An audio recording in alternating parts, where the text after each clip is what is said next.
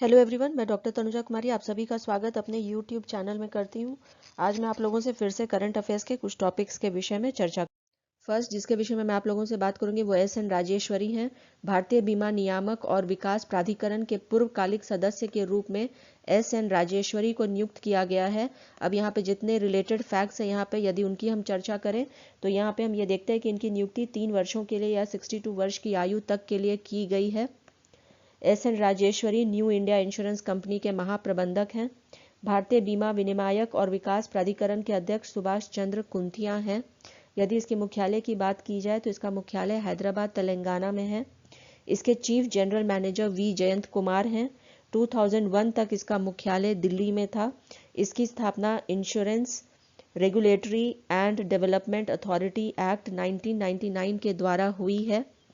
इसमें एक अध्यक्ष, 5 पूर्वकालिक सदस्य और 4 अंशकालिक सदस्य होते हैं। नेक्स्ट यहाँ पे आप लोगों से चर्चा करूंगी डॉक्टर ख्वाला अलरो मेथी के विषय में। डॉक्टर ख्वाला अलरो मेथी संयुक्त अरब अमीरात की महिला हैं जो 3 दिन में 7 महाद्वीपों की यात्रा करने वाली विश्व की पहली महिला बन गई हैं और उनका नाम गिनीज वर्ल्ड रिकॉर्ड्स में दर्ज किया गया है। नेक्स्ट यहाँ पे आप लोगों से चर्चा करूंगी संयुक्त अरब अमीरात के विषय में।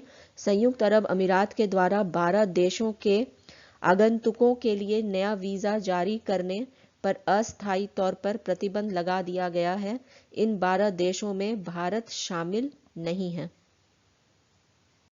नेक्स्ट यहाँ पे आप लोगों से रुपे कार्ड के दूसरे संस्करण के विषय में बात करूंगी। भारत के प्रधानमंत्री श्री नरेंद्र मोदी के द्वारा भूटान नेशनल बैंक के द्वारा जारी किए गए रुपे कार्ड के दूसरे संस्करण को लॉन्च किया गया है, जिसके द्वारा भारत में एटीएम से 1 लाख रुपये निकाला जा सकता है। यहाँ पे यदि इससे रिलेटेड फैक्ट जितनी है यदि उसकी हम चर्चा करें तो भूटान नेशनल बैंक ने आधिकारिक तौर पर 1997 में कार्य प्रारंभ किया था। भूटान नेशनल बैंक के 40% इक्विटी एशियन डेवलपमेंट बैंक और सिटी बैंक को भेजी गई थी। भूटान में पहला ATM service Bhutan national bank के द्वारा 2004 में लॉन्च किया गया था। नेशनल बैंक का मुख्यालय थिम्पू भूटान में है।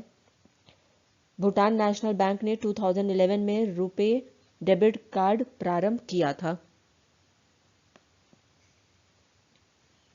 नेक्स्ट यहाँ पे आप लोगों से भारत बायोटेक के विषय में चर्चा करूंगी। भारत बायोटेक के द्वारा बनाई गई कोवैक्सीन का पहला डोज हरियाणा के स्वास्थ्य मंत्री अनिल विज को दिया गया है। यहाँ पे यदि इससे रिलेटेड फैक्ट्स जितने हैं यदि हम उनकी चर्चा करें तो भारत बायोटेक का पूरा नाम भारत बायोटेक इंटरनेशनल लिमिटेड है।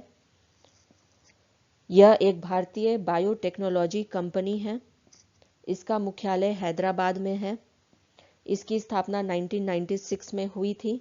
भारत बायोटेक के द्वारा जापानीज एन्सेफेलाइटिस का वैक्सीन बनाया गया था। यदि हम इसके संस्थापक के विषय में बात करते हैं तो इसके संस्थापक डॉक्टर कृष्णा एम एला हैं। भारत बायोटेक उन प्रथम कंपनियों में शामिल है जिन्होंने चिकनगुनिया के लिए वैक्सीन बनाया है।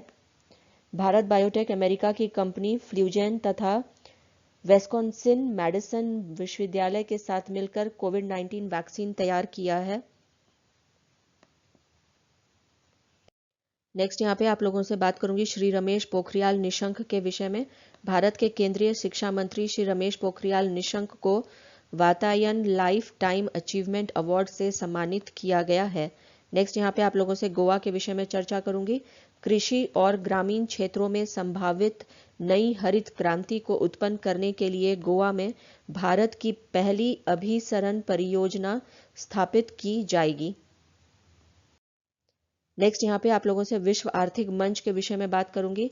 18 नवंबर 2020 को विश्व आर्थिक मंच के द्वारा स्मार्ट शहरों के लिए पॉलिसी रोड मैप के निर्माण हेतु 22 देशों के 36 शहरों का चयन किया गया है।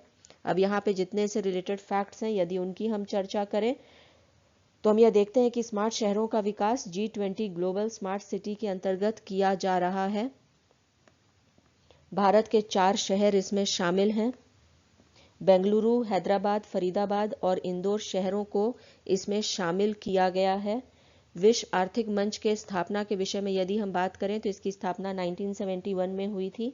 इसका मुख्यालय कोलोगनी स्विट्जरलैंड में है। इसके संस्थापक का नाम क्लॉस स्क्वैब है। यदि हम इसके एग्जीक्यूटिव चेयरमैन के विषय में बात करते हैं तो ये क्लॉस स्क्वैब हैं, तथा इस आर्थिक मंच का पहले नाम यूरोपियन मैनेजमेंट फोरम रहा था। नेक्स्ट यहाँ पे आप लोगों से बात करूंगी परम सिद्धि सुपर कंप्यूटर के विषय में। परम सिद्धि सुपर कंप्यूटर को विश्व के शीर्ष 500 शक्तिशाली गैर वित्त रहित कंप्यूटर सिस्टम की सूची में 63rd स्थान प्राप्त हुआ है। यदि हम इससे संबंधित अन्य जानकारियों के विषय में बात करते हैं तो परम सिद्धि सुपर कंप्यूटर का निर्माण इलेक्ट्रॉनिक्स और सूचना प्रौद्योगिकी मंत्रालय तथा विज्ञान और प्रौद्योगिकी विभाग के द्वारा संयुक्त रूप से किया गया है। परम सिद्धि सुपर कंप्यूटर की गति 5.267 पेटाफ्लॉप्स और 4.6 पीटाफ्लॉप्स आरमैक्स है। परम सिद्धि सुपर कंप्यूटर को अब गैर वितरित सुपर कंप्यूटर सिस्टम के रूप में मान्यता प्राप्त हो गई है। परम सिद्धि सुपर कंप्यूटर को Nvidia DGX super pod reference architecture networking पर बनाया गया है। नेक्स्ट यहाँ पे आप लोगों से बात करूंगी हेलो के विषय में। हेलो एक पहल है जिसे संयुक्त राष्ट्र ने लंदन विश्वविद्यालय में वैक्सीन कॉन्फिडेंस प्रोजेक्ट के साथ मिलकर प्रारंभ किया है। इसका उद्देश्य कोविड-19 तरीकों के संदर्भ में गलत सूचना से मुकाबला करना है। नेक्स्ट यहाँ पे आप लोगों से लुसीरा कोविड-19 के विषय में बात करूंगी। लुसीरा कोविड-19 all in one test kit एक मॉलिक्यूलर सिंगल यूज टेस्ट है जिसके द्वारा कोरोना संक्रमण के संदर्भ में स्व परीक्षण संभव है। नेक्स्ट यहाँ पे आप लोगों से चर्चा करूंगी भारतीय रिजर्व बैंक के विषय में। सोशल मीडिया ट्विटर पर भारतीय रिजर्व बैंक 10 लाख फॉलोअर्स के साथ विश्व का पहला केंद्रीय बैंक बन गया है। उल्लेखनीय है कि बैंक ऑफ मेक्सिको दूसरे स्थान पर है। नेक्स्ट यहाँ पे आप लोगों से चर्चा करूंगी मेघा मजुमदार के विषय में। भारतीय मूल की लेखिका मेघा मजुमदार की पुस्तक ए बर्निंग तथा लेखिका और पत्रकार दीपा अन्नपूर्णा की पुस्तक जिन पेट्रोल ऑन द पाइपलाइन को न्यूयॉर्क टाइम्स के द्वारा 100 नोटेबल बुक्स में सम्मिलित किया गया है। नेक्स्ट यहाँ पे आप लोगों से गिरीश चंद्र मुर्मू के विषय में बात करूंगी।